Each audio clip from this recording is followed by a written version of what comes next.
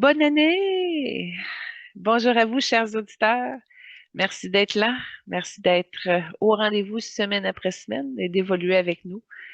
En ce début d'année, je me joins à l'équipe d'Évoluons avec l'âme des célébrités pour vous offrir nos meilleurs vœux de bonheur, de lumière et de renouveau.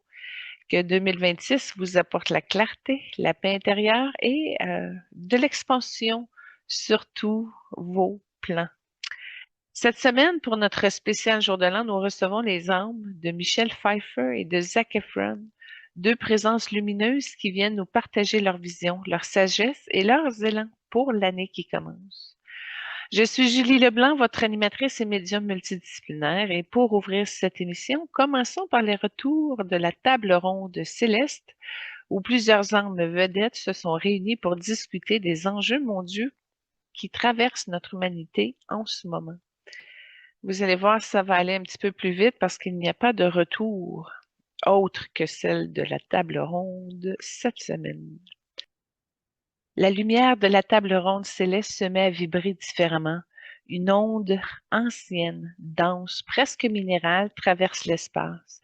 Et soudain, une silhouette se forme. Un homme portant une longue robe de médecin et astrologue fait son entrée. Son regard est profond, insondable, comme s'il contenait 1000 couches de temps. Nostradamus prend place. Il ne parle pas tout de suite. Il observe, il ressent. Il écoute les lignes du futur comme d'autres lisent les lignes de la main. Puis il incline légèrement la tête, comme pour saluer les auditeurs à travers les siècles. Sa voix est calme, posée, presque hypnotique. Il dit, le monde traverse une période de grande transition. Vous êtes à la fin d'un cycle et au début d'un autre. Les humains croient que tout s'effondre, mais en vérité, tout se réorganise. Les structures qui ne servent plus tombent. Les illusions se dissipent, les vérités cachées remontent. Il explique que l'humanité vit un choc de conscience, que les systèmes politiques et économiques montrent leurs limites, que les relations humaines se redéfinissent, que les identités se fluidifient, que les anciennes certitudes se dissolvent. Pour lui, c'est pas une catastrophe, c'est une purification. Il dit, vous êtes dans un passage, une porte étroite. Ceux qui résistent souffriront davantage. Ceux qui souffrent, qui se débrouillent, qui acceptent de ne plus savoir, entreront dans une nouvelle forme de liberté. Il voit aussi monter la peur, la division, la confusion, mais il dit que ce n'est qu'un brouillard avant l'aube. Nostradamus ne parle pas en slogan, il parle en principe, en loi universelle. Il dit de revenir à la simplicité, que la complexité est une illusion des temps troublés, de revenir à ce qui est simple, respirer, ressentir, observer, aimer. La simplicité est un remède. Il parle également de développer sa lucidité intérieure. Il insiste sur la nécessité de voir au-delà des apparences, de ne pas croire tout ce qui est dit et de ne pas se laisser hypnotiser par le bruit du monde, que le discernement sera votre plus grande protection, affirme-t-il. Il parle également de se reconnecter au cycle naturel. Il parle de la nature comme un maître oublié. Il dit que l'humanité doit réapprendre à écouter les saisons, les rythmes, les intuitions, les synchronicités. Il parle de s'unir plutôt que de se diviser. Les forces qui cherchent à vous séparer sont nombreuses, dit-il, mais la lumière se renforce quand les humains se rassemblent. Il parle d'une solidarité nouvelle, plus consciente, mature, vibratoire, comme de cultiver la paix intérieure en tant qu'acte politique. Pour lui, la paix intérieure n'est pas un luxe, c'est une nécessité stratégique. Ce qui est en paix ne peut être manipulé. Celui qui est centré devient un phare. Puis, Nostradamus ferme les yeux. Il pose les mains sur la table ronde céleste. Une lumière bleutée se répand. Il nous dit, je vous bénis pour cette nouvelle année. Je bénis votre clairvoyance, votre courage, votre capacité à traverser les ombres sans vous perdre. Je bénis votre cœur, qu'il devienne un instrument de vérité.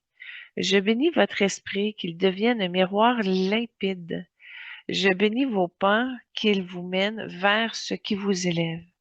Et je bénis votre humanité malgré vos erreurs. Vous êtes une espèce en pleine naissance. Que cette année soit un seuil, que vous le franchissez avec dignité et que la lumière vous guide. La lumière bleue se dissipe, Nostradamus incline la tête, puis il se retire légèrement, laissant la place au prochain invité. Et c'est une énergie différente qui se manifeste autour de la table. Là où Nostradamus apportait une densité prophétique, voici maintenant une vibration plus vive, plus théâtrale, plus espiègle. Une silhouette apparaît drapée dans un manteau sombre, le visage éclairé par un sourire fin, observateur, ironique. Il s'incline légèrement comme une scène invisible. Molière vient de faire son entrée.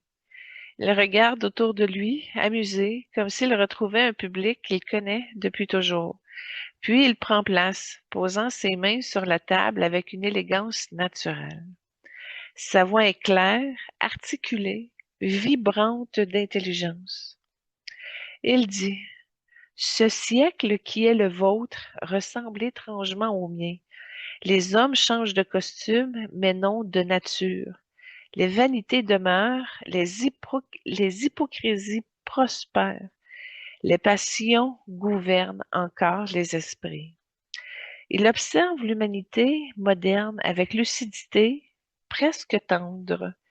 Il voit des gens qui courent sans savoir où ils vont, des sociétés obsédées par l'apparence, des discours qui sonnent creux, des égos qui se déguisent en vertu. Il sourit doucement. Vous avez inventé 1000 façons nouvelles de vous distraire de vous-même, mais vous n'avez pas encore appris à vous regarder avec honnêteté. Voilà votre plus grand défi. Pour lui, le monde actuel souffre d'un excès de masques, des masques sociaux, émotionnels, numériques, des masques qui protègent mais qui étouffent aussi. Il dit, l'homme moderne joue trop de rôles à la fois. Il s'épuise à vouloir plaire, paraître, convaincre. Il oublie d'être. La solution qu'il propose à l'humanité, bien, comme Molière ne parle pas comme un moraliste, il parle comme un homme qui a observé la comédie humaine toute sa vie. Premièrement, de retirer les masques. Le monde n'a pas besoin de perfection, mais de vérité. Osez être imparfait, mais sincère. Osez dire ce que vous pensez et pensez ce que vous dites. Pour lui, la guérison commence par la transparence intérieure. Rire de soi, puis il insiste. Le rire est un remède souverain. Celui qui sait rire de lui-même n'est plus prisonnier de son ego. Il devient libre. Le rire, pour Molière, n'est pas une fuite, c'est une alchimie, une façon de transformer les tensions en légèreté. Il parle également de développer l'esprit critique. Il observe que les humains croient trop vite, s'indignent trop vite, jugent trop vite. Apprenez à douter. Le doute est une sagesse. Il protège des faux prophètes, des illusions, des excès. Il parle également de retrouver la simplicité des relations humaines. Il parle de la nécessité à revenir à l'écoute, la présence, la parole vraie, la bienveillance et la lenteur. La relation est un art, nous dit-il. Et comme tout art, elle demande du temps, de l'attention et du cœur. Il soulève également de cultiver la joie comme discipline. Pour lui, la joie n'est pas un hasard, c'est un choix, un entraînement. La joie est une résistance. Elle est la preuve que l'âme demeure vivante malgré les tempêtes. Molière se redresse. Son regard devient plus doux, plus profond. Il nous dit, je vous bénis pour cette nouvelle année. Je bénis votre courage d'être vous-même, sans masque, sans artifice, sans peur. Je bénis votre rire, qu'il vous libère des fardeaux inutiles et qu'il éclaire vos journées. Je bénis votre esprit, qu'il devienne vif, clair, affûté, capable de discerner le vrai du faux. Je bénis vos relations, qu'elles soient sincères, profondes, nourrissantes. Je bénis votre cœur, qu'il demeure ouvert, même lorsque le monde semble dur. Je bénis votre chemin pour qu'il soit guidé par la joie, la vérité et la lumière de votre propre âme. Il incline la tête comme à la fin d'une pièce, un salut, un remerciement, un adieu provisoire. C'est une énergie différente qui traverse la table. Elle n'est ni prophétique comme Nostradamus, ni théâtrale comme Molière. C'est une énergie terre à terre, solide, enracinée, mais vibrante d'une intensité rare. La silhouette qui se forme est un homme droit, simple, les épaules larges, le regard franc. Il ne cherche pas à impressionner, il est là, pleinement là, comme il a toujours été. Maurice Richard prend place. Il hoche la tête, un geste humble, presque timide, mais chargé d'une présence immense. Il ne parle pas tout de suite, il observe, il écoute, il sent l'énergie du groupe. Puis il pose ses mains sur la table comme on pose les patins sur la glace, avec respect. Sa voix est calme, posée, sans détour. Il ne parle pas en philosophe ni en poète, il parle en homme qui a vécu, qui a lutté, qui a aimé. Il nous dit, le monde aujourd'hui, c'est un monde qui a perdu son centre. Tous les gens courent partout, mais ils ne savent pas pourquoi. Ils veulent tout de suite, mais ils ne savent plus ce qui compte vraiment. Ils voient une humanité dispersée, stressée, déconnectée de ses racines, affamée de reconnaissance, mais pauvre en sens. Il dit que les gens ont oublié la valeur de l'effort, la beauté de la persévérance, la noblesse de tenir parole, la force de se relever. Dans mon temps, on n'avait pas grand-chose, nous dit-il, mais ce qu'on avait, on le respectait. On respectait la famille, on respectait la parole donnée, le travail bien fait. Aujourd'hui, tout va trop vite, les gens se perdent dans le bruit. Ils ne jugent pas, ils constatent avec une lucidité tranquille. Maurice ne parle pas en concept, il parle en valeur, en geste, en attitude. Il dit que les solutions pour l'humanité, c'est de revenir à l'essentiel, de couper le bruit, de revenir à ce qui compte, la famille, l'amitié, la santé, la dignité. Le reste, c'est du vent. Pour lui, l'essentiel n'est jamais compliqué, il est souvent silencieux. Il parle de tenir debout, même quand c'est difficile. Il parle de résilience, mais à sa manière, simple, directe, incarnée. Il dit, dans la vie, tu vas tomber, souvent. Ce qui compte, c'est pas la chute. C'est comment tu te relèves. Puis si tu te relèves pour les bonnes raisons. Ne jamais abandonner ce qui est vrai. Il dit que l'humanité doit retrouver le courage de défendre ce qui est juste.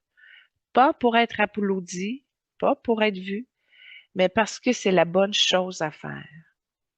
Quand tu sais ce qui est vrai dans ton cœur, tu lâches pas. Même si tu es seul, même si ça fait mal. Il parle également de respecter les autres, même quand on n'est pas d'accord. Il observe que le monde moderne est rempli de conflits inutiles. On ne peut pas tous penser pareil, mais on peut se respecter. Puis le respect, c'est la base de tout. Sans ça, il n'y a pas de paix. Il parle également de garder la vision de garder la passion vivante. Il parle de passion comme un feu intérieur, un feu qui donne la direction, la force, puis le courage. Trouvez ce qui vous fait vibrer, dit-il, et donnez-vous à ça. Pas à moitié, pas quand ça vous tente, donnez-vous pour vrai. Maurice ferme les yeux. Il respire profondément. Une lumière blanche, simple, pure, se dépose autour de lui. Sa bénédiction est courte, mais elle porte une puissance immense. Je vous souhaite une année solide, une année où vous allez vous tenir debout, une année où vous allez retrouver ce qui compte pour vrai. Je vous souhaite le courage, pas celui qui fait du bruit, mais celui qui tient dans le silence. Je vous souhaite de l'amour, du vrai, celui qui se prouve dans les gestes, pas dans les mots. Je vous souhaite de la paix dans votre cœur, dans votre maison, dans votre esprit. Et je vous souhaite la force de continuer, même quand c'est dur, même quand personne regarde.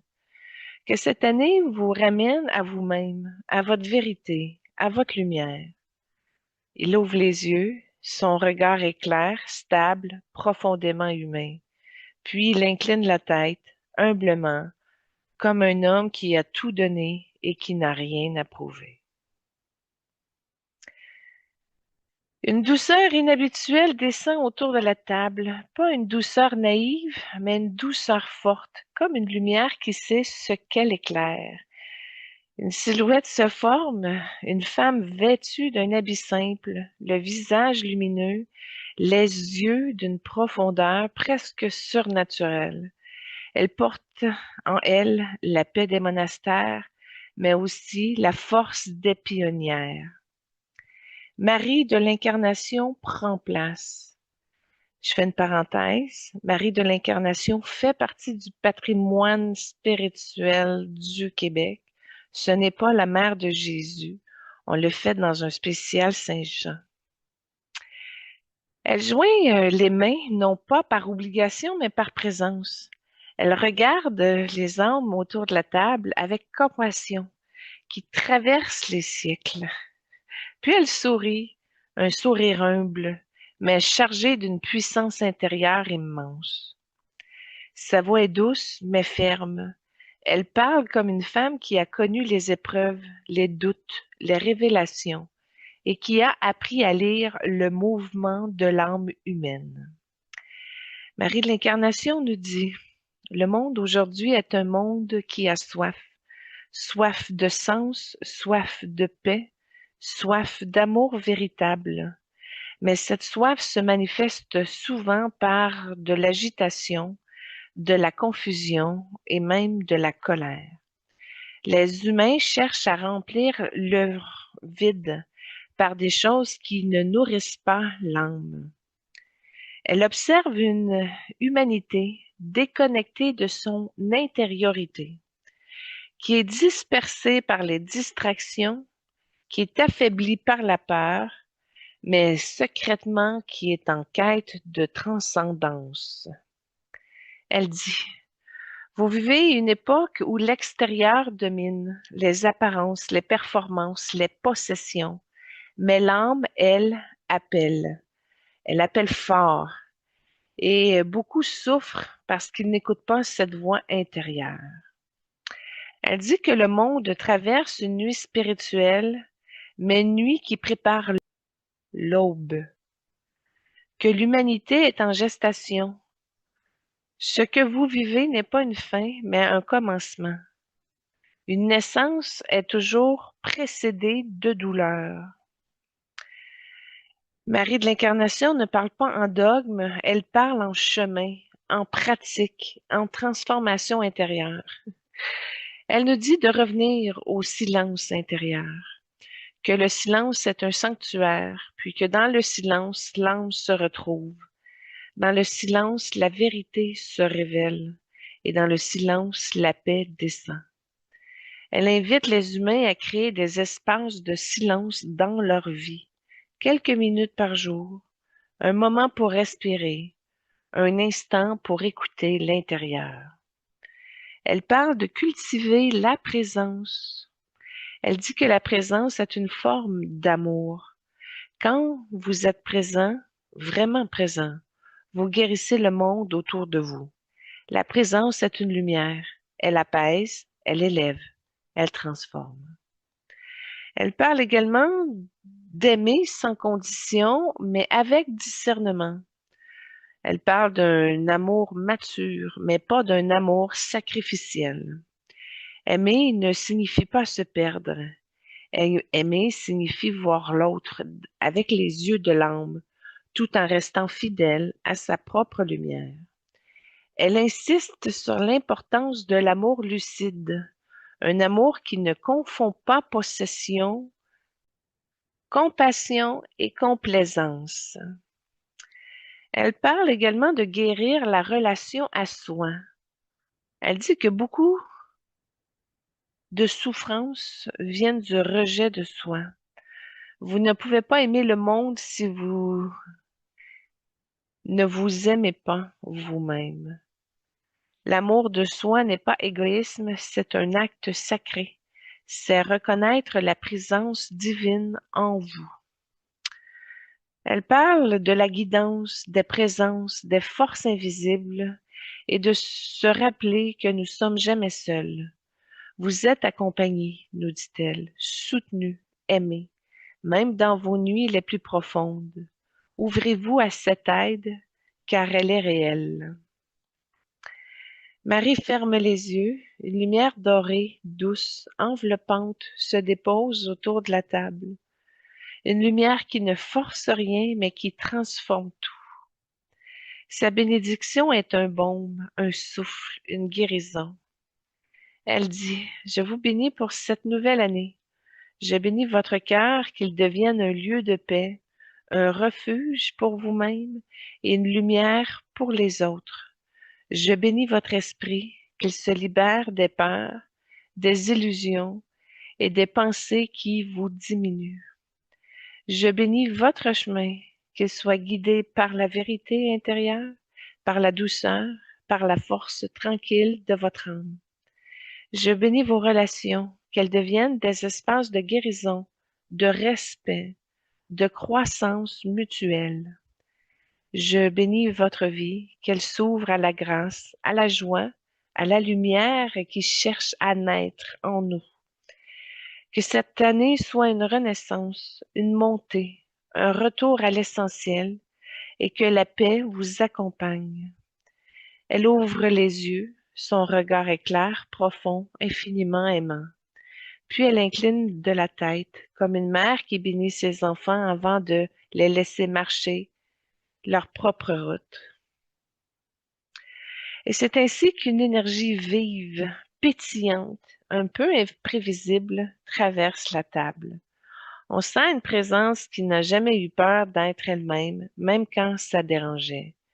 Une présence franche, drôle, intense, mais aussi profondément sensible. La silhouette qui apparaît est une femme au regard vif, au sourire large, à l'aura chaleureuse. Elle avance avec assurance, mais aussi avec une forme de tendresse désarmante.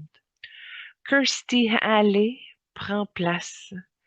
Elle lance un regard complice aux autres invités, comme si elle arrivait dans une fête où elle connaissait déjà tout le monde. Puis elle pose une main sur la table et son énergie remplit l'espace. Sa voix est directe, vibrante, sans détour. Elle parle comme elle a toujours vécu, avec vérité, humour et une lucidité qui surprend. Elle dit, le monde aujourd'hui est un monde qui se cherche. Les gens veulent être vus, aimés, entendus, mais ils ont peur d'être eux-mêmes. Ils se cachent derrière les images, des opinions, des façades. Ils veulent plaire, mais ils ne veulent plus se montrer. Elle observe une humanité hypersensible, hyper connectée, mais isolée, affamée d'authenticité, mais paralysée par le jugement. Elle dit, vous vivez dans une époque où tout le monde a peur de se tromper, peur d'être critiqué, peur d'être imparfait. Mais c'est dans la perfection que la lumière passe. C'est dans la vérité que la guérison commence. Elle dit que le monde souffre, d'un excès de comparaison et d'un manque de compassion. Les gens jugent trop vite. Ils se comparent trop souvent. Ils se pardonnent trop peu. Ça crée un monde dur alors que les cœurs sont fragiles. Kirsty parle comme une femme qui a traversé les tempêtes, qui a fait des erreurs, qui a appris, qui a aimé, qui s'est relevé. Osez être soi-même, même quand c'est imparfait, nous dit-elle. Arrêtez de vouloir être parfait. Soyez vrai, soyez drôle, soyez bizarre, soyez humain. C'est ça qui touche les autres. Elle dit que l'authenticité est un acte de courage et que ce courage manque cruellement au monde moderne. Elle insiste, comme Molière, mais avec une autre couleur, pour apprendre à rire de soi. Le rire est une médecine. Riez de vos erreurs, riez de vos drames, riez de vos travers. Ça vous libère, ça vous allège, ça vous ramène à l'essentiel. Aimez plus fort, aimez plus vrai, aimez plus libre. Elle parle d'amour comme un moteur qui guérit, qui rassemble, qui transforme. Aimez sans calculer, aimez sans attendre, aimez sans vous retenir. L'amour, c'est la seule chose qui laisse une trace. Elle parle également de se pardonner. Elle dit que beaucoup de gens vivent dans une culpabilité inutile. Pardonnez-vous, nous dit-elle. Vous avez fait ce que vous pouviez avec ce que vous aviez. Le passé ne doit pas être une prison, il doit être un temps plein. Puis de choisir la joie comme un acte de résistance. Elle parle de joie comme une force spirituelle. La joie, ce n'est pas un luxe, dit-elle, c'est une arme, une lumière, une façon de dire au monde, tu ne m'auras pas. Kirsty ferme les yeux, puis une lumière rose, vibrante et chaleureuse se dépose autour d'elle. Une lumière qui guérit par la douceur, mais aussi par la vérité. Sa bénédiction est un mélange de tendresse, d'humour et de sagesse. Elle dit, je vous bénis pour cette nouvelle année. Je bénis votre cœur qu'il ose aimer sans peur, qu'il ose se montrer sans masque, qu'il ose se choisir. Je bénis votre joie, qu'elle revienne, qu'elle déborde, qu'elle vous surprenne. Je bénis votre vérité, qu'elle devienne force, guide et votre lumière. Je bénis votre chemin, qu'il soit rempli de rencontres vraies, de rires sincères et des moments qui guérissent. Et je vous bénis, vous, dans votre humanité, dans votre imperfection, dans votre beauté unique. Que cette année vous rende plus libre, plus vivant, plus vrai. Elle ouvre les yeux, son regard est lumineux, tendre et profondément humain. Puis elle sourit, un sourire qui dit « Tout va bien aller, continue, t'es plus fort ou forte que tu penses. » Alors voilà ce qui conclut notre table ronde du jour. Moi, je l'ai changé un peu pour la thématique de la bonne année, avec la bénédiction de la bonne année. C'est le fun, ça fait du bien. Et voilà que nous poursuivons l'émission avec la présentation de la deuxième trame sonore. Donc, pour ouvrir notre spécial jour de l'an, je vous propose un moment devenu culte. Voici la scène qui a propulsé Michelle Pfeiffer au rang de star. Cool Rider, tiré de Grease 2. Une performance électrisante, libre, audacieuse, où elle incarne toute la fougue et la sensualité d'une jeunesse qui ose suivre son désir. Aujourd'hui, nous vous invitons à découvrir ou à redécouvrir une femme qui a marqué plus de 40 ans de cinéma, Michelle Marie Pfeiffer. Née le 29 avril 1958 à Santa Ana, en Californie. Actrice américaine parmi les plus respectées de sa génération, elle est aussi une femme discrète, engagée et dotée d'une profondeur humaine qui dépasse largement son statut d'icône hollywoodienne. Michelle grandit dans une famille modeste et soudée. Son père, Richard Pfeiffer, est installateur de chauffage et de climatisation, et sa mère, Donna Taverna, est une femme au foyer.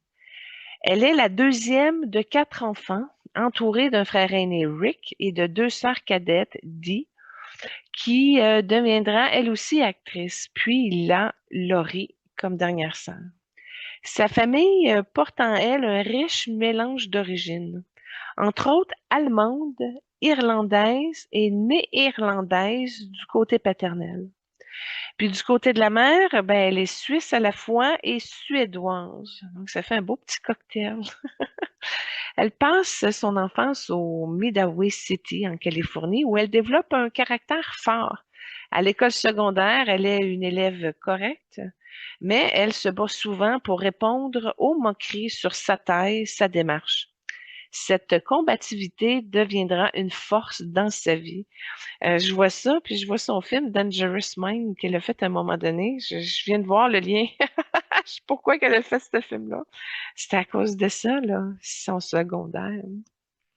Mais après ses études secondaires, elle s'est inscrite au Golden West College où elle envisage d'abord une carrière de greffière. Mais le destin l'appelle ailleurs. Elle découvre le théâtre et tout bascule. En 1978, elle remporte le concours de beauté du comté d'Orange et termine 6e au concours de Miss Californie. Cette visibilité lui ouvre les portes à la télévision. Elle décroche ses premiers rôles dans L'Île Fantastique, Delta House, Chip, puis fait ses débuts au cinéma dans Falling in Love Again et de Hollywood Night. Elle dira plus tard qu'elle jouait alors des bimbos en attendant de devenir une véritable actrice. Puis, elle poursuit sa formation au Beverly Hills Playhouse, déterminée à apprendre son métier. Puis la percée s'est faite en 82. Elle obtient son premier rôle important dans Grease 2. Le film est un échec, mais Michelle se démarque. C'est grâce à cette performance de Brian De Palma qui accepte finalement de l'auditionner pour Scarface en 83. Puis aux côtés du film d'Al Pacino, elle incarne Elvira Hancock, un rôle devenu mythique. Le film propulse sa carrière et révèle une actrice capable d'allier intensité, fragilité et présence magnétique. Je pense que ça a été traduit Frankie et Johnny, ce film-là. Oui, elle est serveuse avec Al Pacino.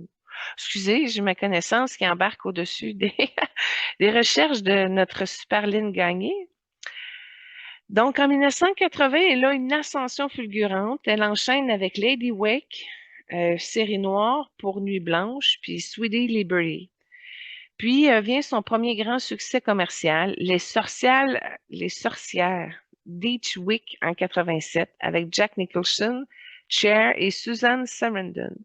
Jack Nicholson et Cher, on le fait dans les émissions, mais Suzanne, pas encore. Je vous invite à aller voir si vous ne les avez pas écoutées. En 1988, elle brille dans Veuve, mais pas trop, puis dans Les Liaisons dangereuses, où elle incarne Madame de Torville.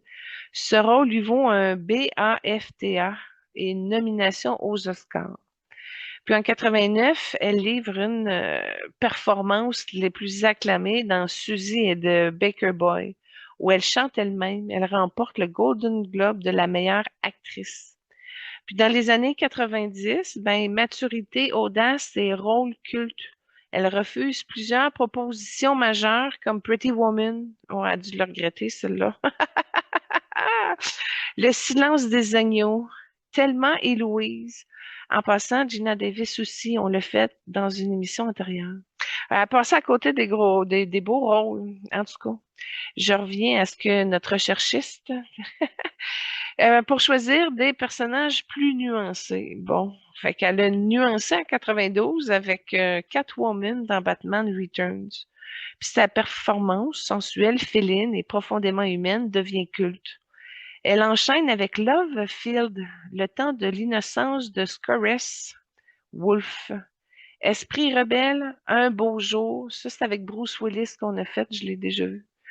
Aussi profond que l'océan, et elle prête sa voix à Séphora dans Le Prince d'Égypte. Puis dans les années 2000, ben, ça tourne autour du succès, d'une pause et même certains retours. Elle retrouve le sommet au box-office avec apparence aux côtés d'Harrison Ford, qu'on a fait aussi. Elle brille ensuite dans Sam, Je suis Sam, Laurier blanc, puis elle prête sa voix à la déesse Eris dans Sindad. Elle prend ensuite une pause pour se consacrer à sa famille. En 2007, elle revient en force avec deux rôles marquants, Stardust puis Hairspray. La même année, elle reçoit son étoile sur le Hollywood Walk of Fame. Puis de les années 2010 à 2020, ben, il y a une renaissance puis un prestige. Elle apparaît dans The Dark Shadow, de Malavita, de Happy New Year's. Ben, pourquoi qu'on le fait au jour de l'an? C'est en lien avec ça. Puis elle revient avec grâce en 2017 avec Where is Kira? The Wizard of Life, qui a eu aussi une nomination au Emmy Award puis au Golden Globe. Elle a fait Mother et Le crime de l'Orient Express. Puis en 2018, elle rejoint l'univers Marvel dans Ant-Man et la Guêpe, puis dans Avenger Endgame et Quantumania. Elle joue ensuite dans Maléfique, Le pouvoir du mal et The French Exit, rôle salué par la critique. Bon, au niveau de sa vie amoureuse, famille, bon, ben, elle a traversé des épreuves, notamment l'influence d'une secte à ses débuts. C'était l'acteur Peter Horton qui l'aide à s'en libérer. Il se marie en 1981 et divorce en 1990. Puis en 93, elle rencontre David E. Kelly, qu'elle épouse la même année. Elle adopte une fille, Claudia Rose, puis donne naissance à son fils, John Henry. Discrète, elle vit aujourd'hui à Pacific Palisades. Michel soutient de nombreuses causes, l'Alzheimer, le cancer, les droits civiques, la santé mentale, la protection des animaux, la communauté LGBT, la pauvreté et les réfugiés. Puis en 2019, elle lance une ligne de parfums éco-responsables. Michel cumule aussi 3 nominations aux Oscars, 8 nominations aux Golden Globes, des dizaines de prix internationaux, ben, son étoile sur Walk of Fame, plus de 51 films et 13 séries. Elle est reconnue pour sa polyvalence, pour sa profondeur émotionnelle, son élégance naturelle, son intégrité artistique et sa longévité exceptionnelle. Bon, j'ajoute un commentaire personnel. Moi, je la reconnais pour ses lèvres.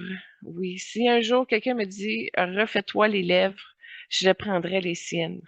J'ai toujours trouvé qu'elle avait des lèvres extraordinaires. Alors voilà, fin de la parenthèse.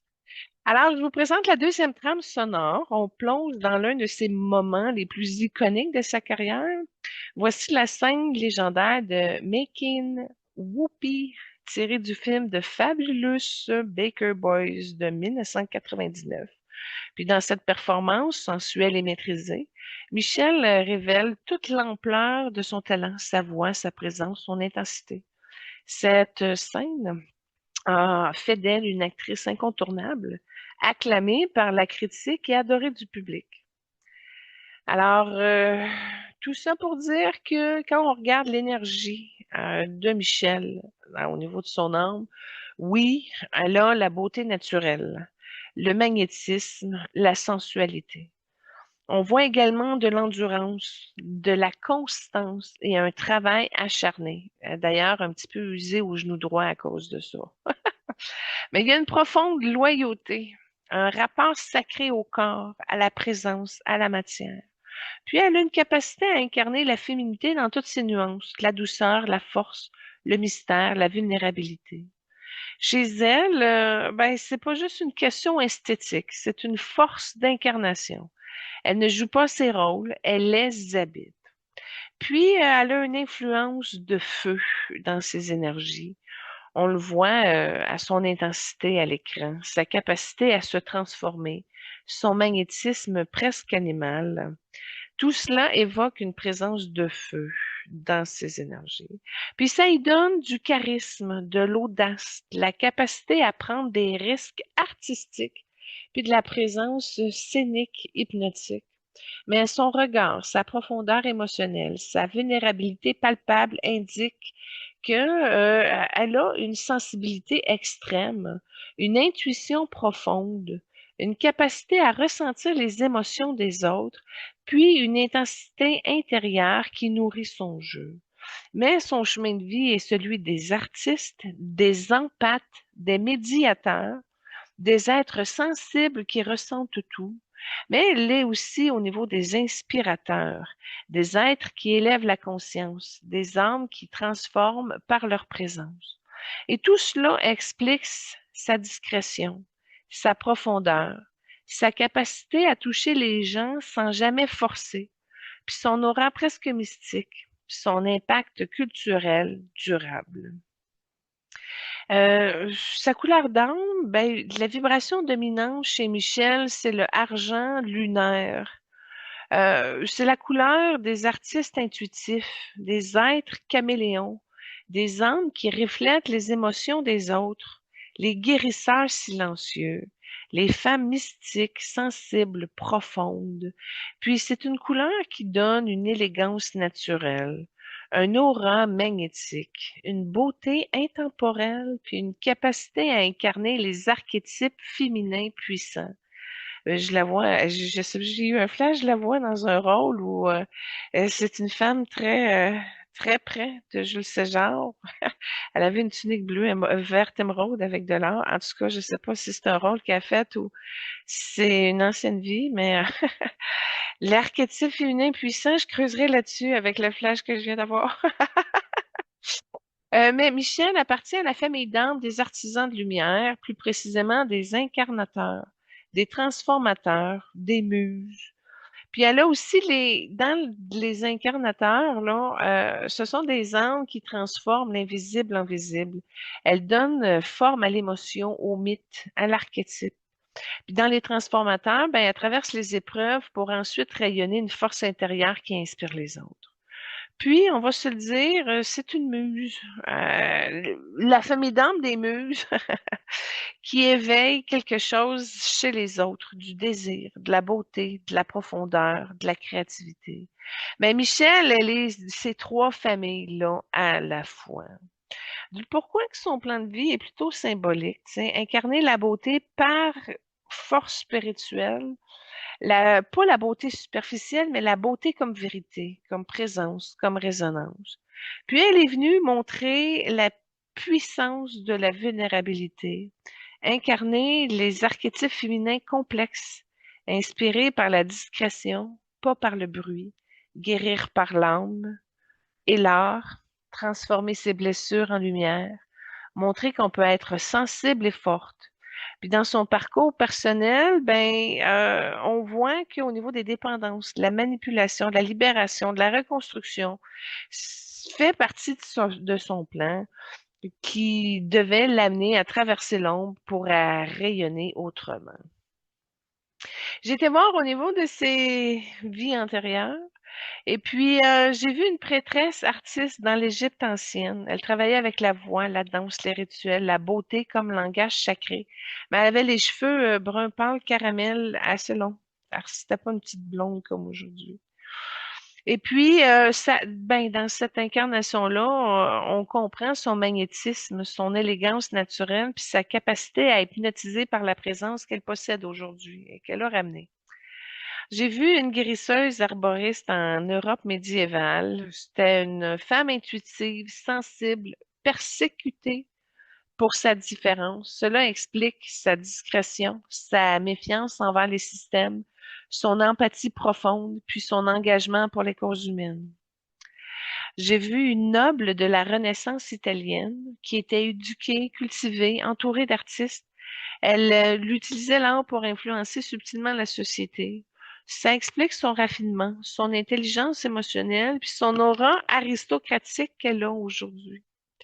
Et puis, j'ai vu actrice de théâtre au 19e siècle. C'était une femme passionnée, intense, qui vivait pour la scène. Elle a appris la transformation de la discipline et la puissance du regard. J'ai vu aussi un fou du roi, mais qui n'avait pas réussi à percer, mais j'en ai pas parlé parce qu'elle n'a pas trop ouvert l'aspect comique, et comédie, si on peut dire, dans cette vie-ci. Elle a essayé un peu, là. Mais tout ça pour dire que Michel est une âme ancienne, sensible, lumineuse, caméléon, guérisseuse silencieuse et une artiste incarnée. Elle porte la beauté du taureau, la profondeur de la lune, le feu d'une artiste née, puis une mission d'incarner la féminité dans toutes ses nuances. Elle a même une âme qui transforme simplement en étant elle-même. Et puis, pour notre dernière trame sonore consacrée à Michel Pfeiffer, on plonge dans l'un de ses rôles les plus savoureux et les plus jubilatoires. Voici Miss Baltimore Crabs, tiré du film musical Hairspray en 2007. Dans ce numéro éclatant, Michel incarne Velma, une ancienne reine de beauté devenue directrice d'un show télé, et elle le fait avec une énergie délicieusement vernimeuse. Cette Michelle est dans toute sa maîtrise, drôle, flamboyante, parfaitement synchronisée, capable de jouer la méchante avec une élégance irrésistible. Un moment où elle prouve encore une fois qu'elle peut tout faire, chanter, danser, jouer, hypnotiser, et, et elle reste même dans la caricature d'une précision et d'un charisme inégalé. Et on poursuit avec le message de l'âme de Michel. J'ai pu échanger avec elle et je lui ai demandé justement un message pour les auditeurs. Quelle sagesse qu'elle avait à nous partager. Elle a dit, n'ayez pas peur de votre sensibilité. Direct de même.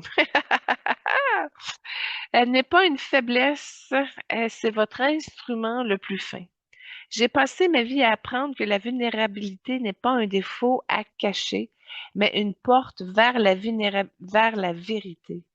Ce que vous ressentez profondément n'est pas un obstacle, c'est un guide. Osez être subtil dans un monde bruyant. Osez être nuancé dans un monde polarisé. Osez être vrai dans un monde qui joue des rôles. Votre lumière ne se trouve pas dans la perfection, mais dans la présence, dans la façon dont vous habitez votre corps, votre voix, votre regard, dans la manière dont vous vous relevez après chaque chute. Ne laissez pas personne définir votre valeur. Ne laissez aucune critique éteindre votre feu. Ne laissez aucune peur vous empêcher de créer. Vous êtes ici pour incarner quelque chose d'unique, quelque chose que personne d'autre ne peut offrir, quelque chose qui ne se mesure pas, ne se compare pas, ne se limite pas.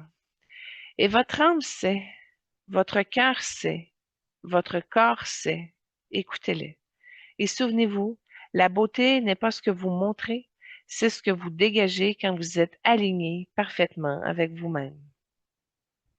C'est alors que je l'ai béni, j'ai beaucoup aimé son message. Je dis, Michel, je te bénis pour la lumière que tu as incarnée, pour la finesse que tu as offert au monde, pour la beauté que tu as tenue sans jamais la laisser t'avaler.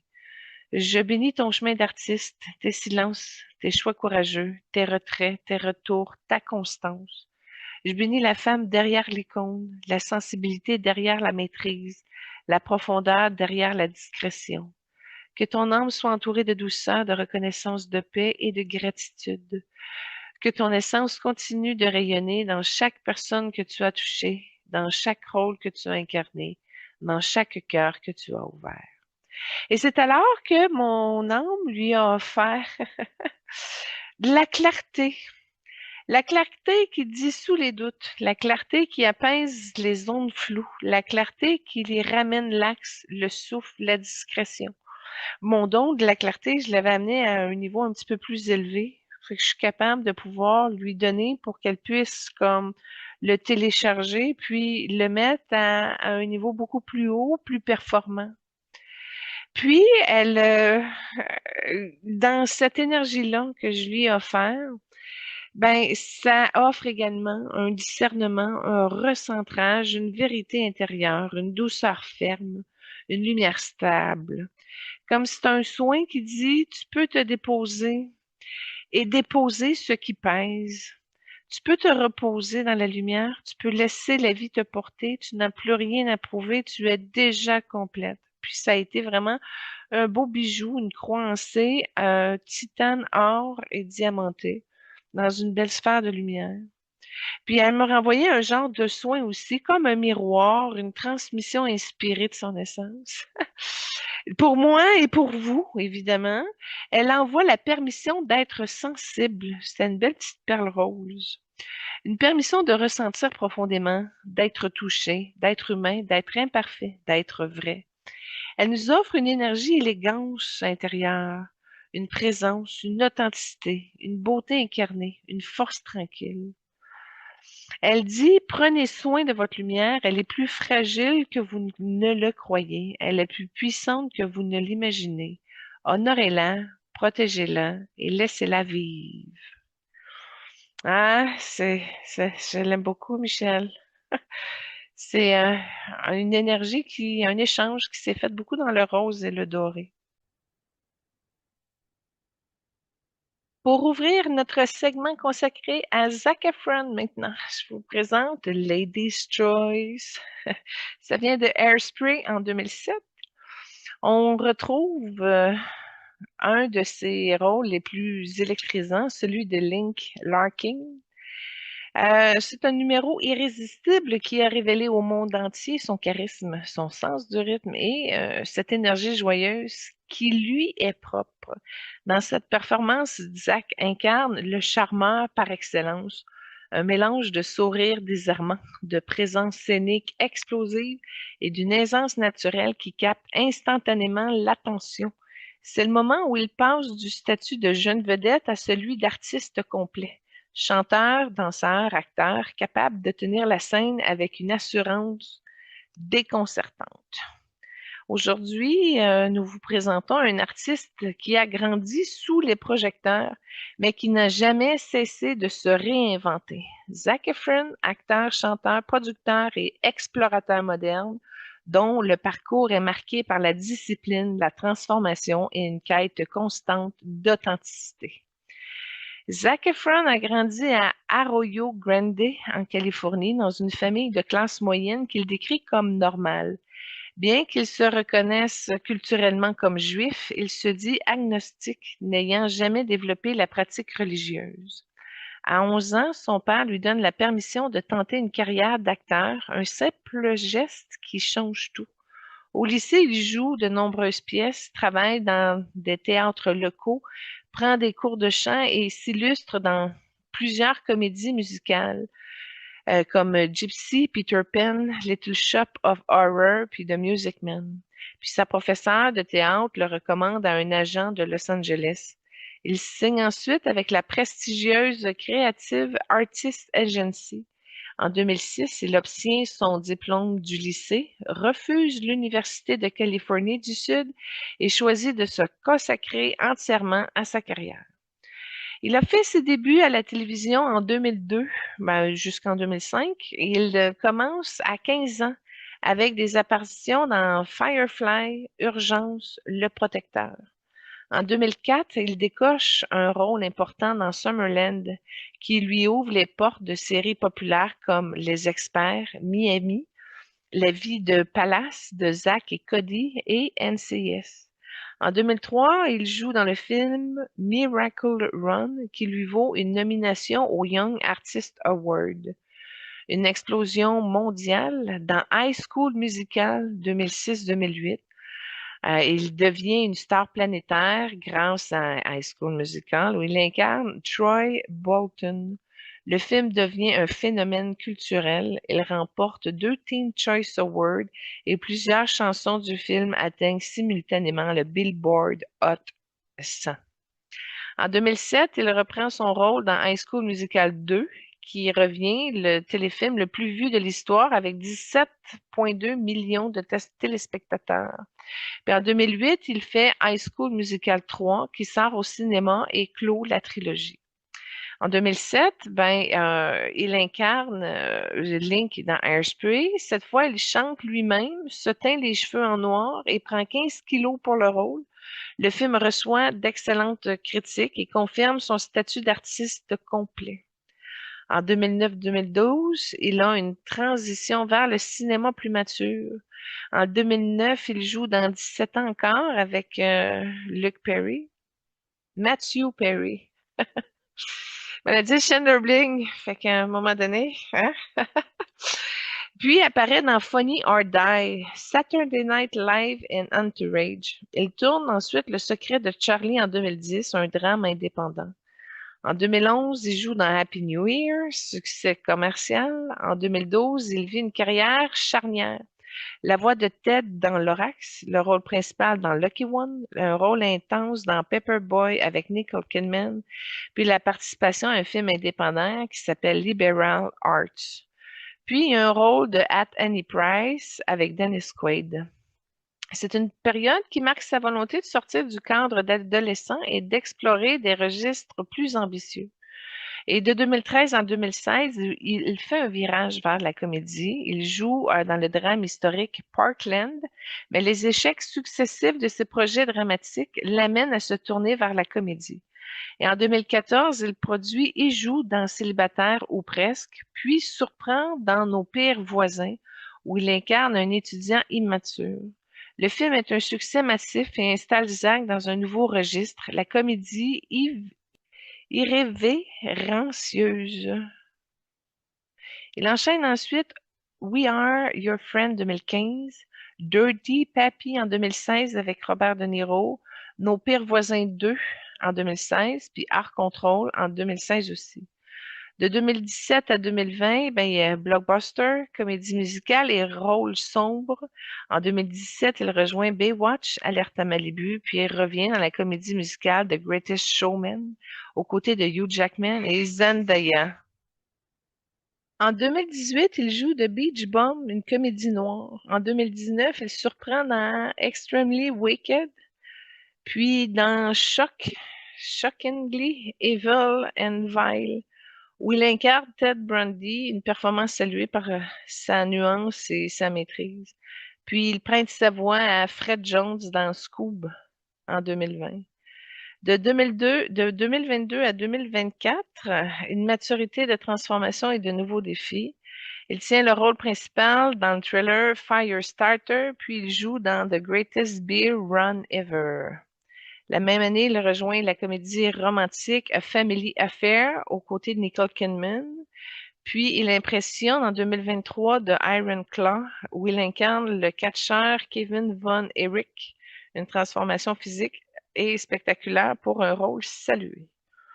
Bon, au niveau, Zach multiplie les formats des téléfilms comme des Miracle Run, les High School Musical, les séries comme Summerland, Robo Chicken, Entourage, les téléréalités comme Star versus Wild, puis les documentaires écologiques Down to Earth with Zac Efron en 2020, où il explore la planète et la durabilité. C'est une série qui révèle un Zach plus mature, plus conscient, plus ancré. Bon, en 2010, il fonde sa société de production et développe l'entrepreneur en lui, Ninja Runnings Wild, qui participe à plusieurs de ses films. Puis en 2019, son frère Dylan annonce qu'ils produisent aussi un contenu numérique ensemble. Puis Zach lance alors sa chaîne YouTube avec 2 séries, Off the Grid, Aventure en nature, et Gym Time, Fitness et Nutrition. Puis en 2021, ben, le buzz autour de son visage. Lors du Earth Day 2021, Zach apparaît avec un visage gonflé, déclenchant un buzz mondial. En 2022, il révèle la vérité. Il s'est brisé la mâchoire en glissant chez lui, ce qui explique le gonflement. Puis sa vie privée, ben, il a vécu plusieurs relations médiatisées avec Vanessa Hudgens de 2005 à 2010, Lily Collin de 2013 à 2014, Michelle Rodriguez en 2014, Sami Miro de 2014 à 2016 et Vanessa Valadares de 2020 à 2021. Il est aujourd'hui beaucoup plus discret sur sa vie personnelle. Bref, Zach n'est pas seulement l'idole de High School Musical, il est devenu un acteur polyvalent, un producteur, un explorateur, un homme de transformation, un artiste qui cherche à grandir, à comprendre, à se dépenser. Puis son parcours est celui d'un jeune prodige devenu un homme qui choisit ses rôles, ses défis et ses valeurs avec intention. Et c'est alors que je vous présente la deuxième trame sonore consacrée à Zach. On retourne dans l'un de ses moments les plus emblématiques dans sa jeunesse, justement, avec What Time Is It? Tiré de High School Musical 2, un numéro explosif qui a marqué toute une génération. Puis dans cette scène d'ouverture, Zach a une énergie contagieuse, l'excitation de la fin des classes, la liberté de l'été, l'élan collectif, la pure joie. C'est un moment où son charisme naturel, son sens du rythme et sa présence magnétique éclatent littéralement à l'écran. Mais c'est un numéro où tu vois qu'il y a qu'il y a une lumière plus solaire, spontanée, vibrant, rassembleur. C'est un rappel de cette période où il est devenu, presque du jour au lendemain, l'un des visages les plus aimés de la culture pop. Alors, Zac Efron, si on plonge dans une lecture de ses énergies, ben, c'est un charme naturel, c'est la diplomatie, c'est l'harmonie, c'est la beauté, c'est la recherche de l'équilibre et le besoin d'être aimé et d'être apprécié.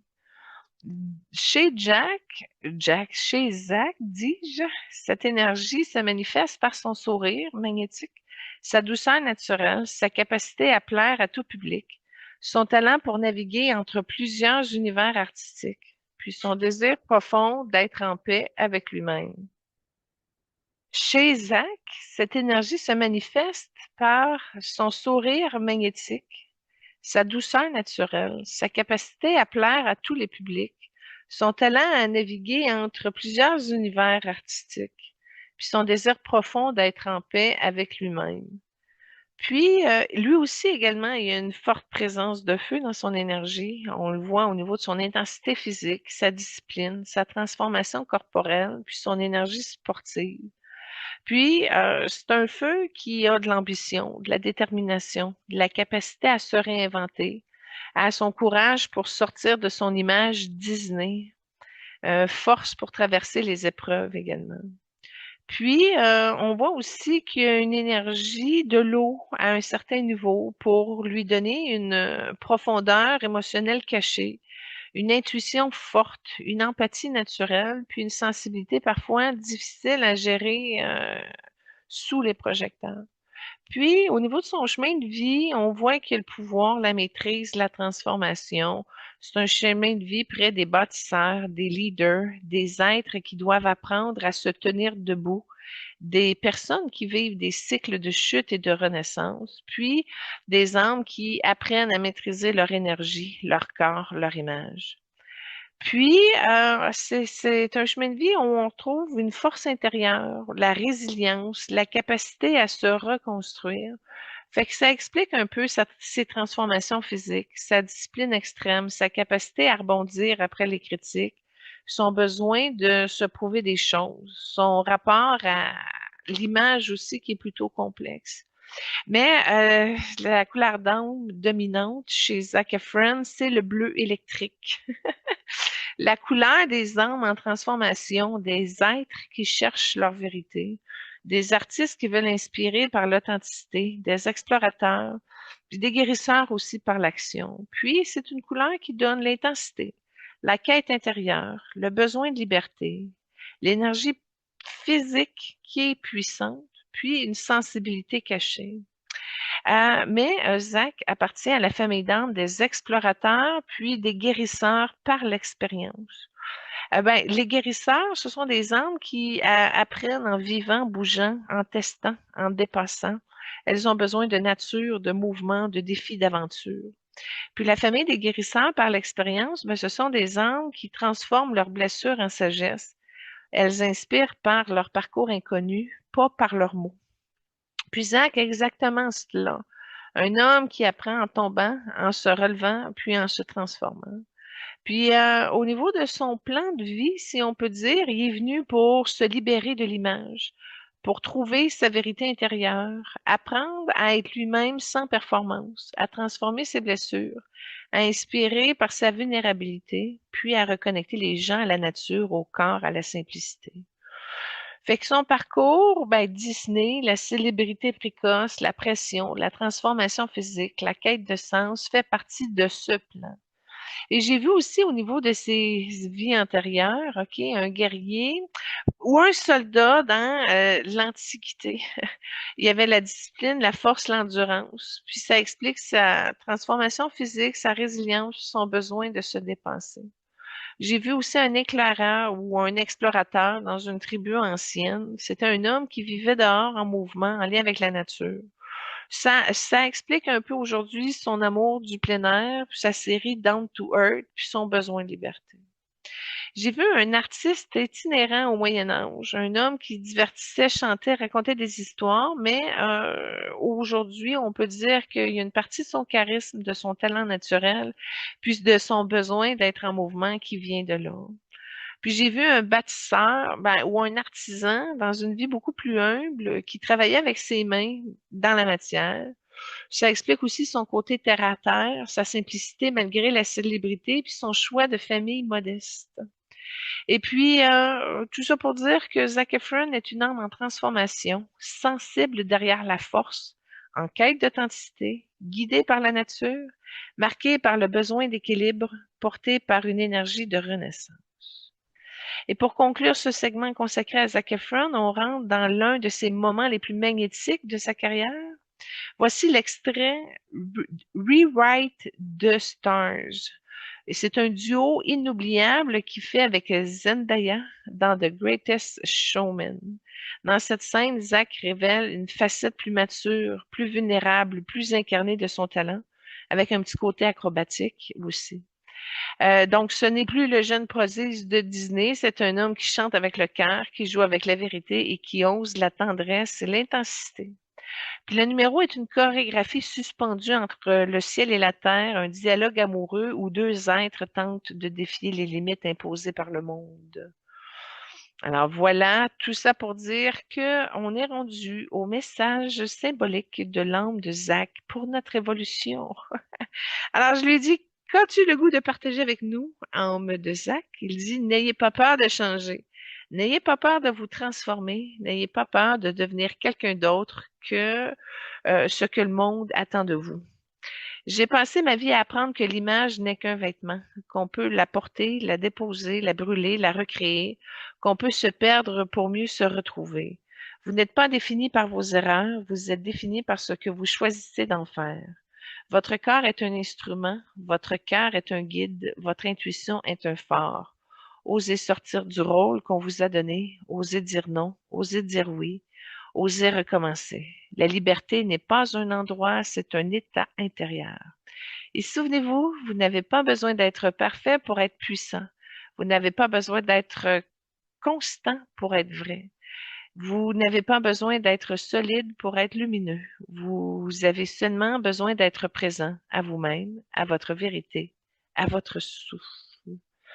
Et c'est alors je lui ai répondu, Zach, je te bénis pour ta force, ta vulnérabilité et ta capacité à renaître encore et encore.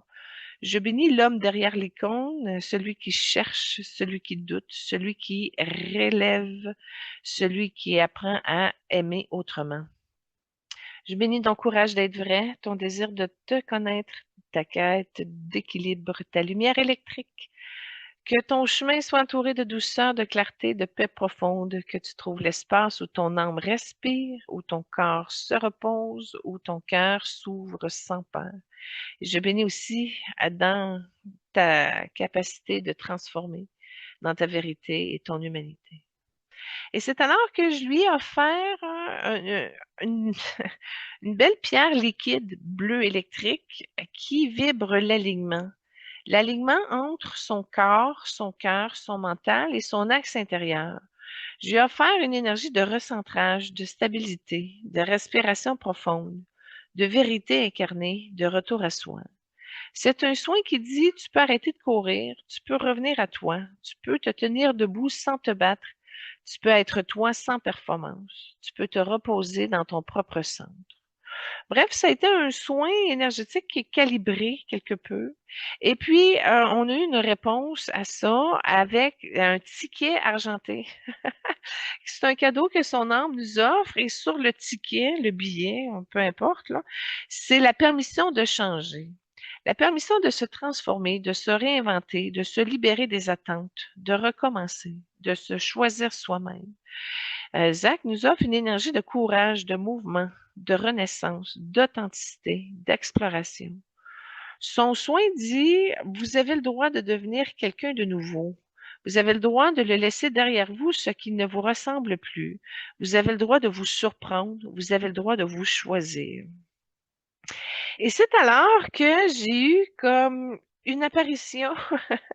J'ai vu une incarnation où Michel et Zach se sont vus. Et j'ai vu une incarnation dans l'Égypte ancienne.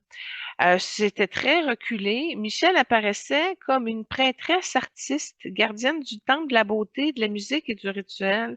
Zach, lui, était un jeune disciple, un élève curieux, vif, avide d'apprendre.